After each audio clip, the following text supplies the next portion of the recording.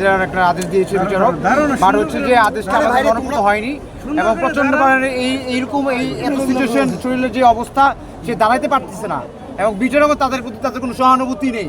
হ্যাঁ, এটা শেখ হাসিনার সম্পূর্ণরূপে স্বৈরাচারী শাসনের প্রতিফল। বিচারকরাও দালাল। হ্যাঁ, এইগুলো কেন হচ্ছে?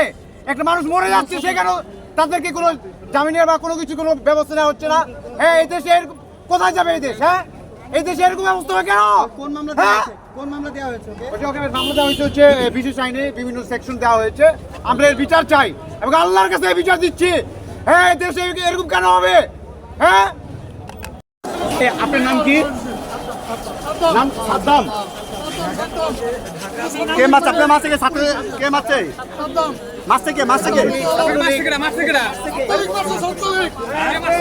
ছাত্রলীগের হাতে নির্যাতিত নাকি?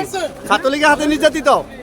ও টিউশনি করে ওর বড় ভাই আমাদের কাছে আসছিল, ও টিউশনি করে বাসা যাইতেছিল, তখন ছাত্রলীগ ওরা ধরে আর অনেকক্ষণ মার ওর মোবাইল চেক করে অনেকক্ষণ মাইরধর করছে, মাইরধর করে পরবর্তীতে তেজগাঁও থানায় সন্ধ্যা পর্যন্ত মারছে, তারপর তেজগাঁও থানায় ওকে ফোন দিয়ে ধরাই দিচ্ছে। ঠিক আছে, আমরা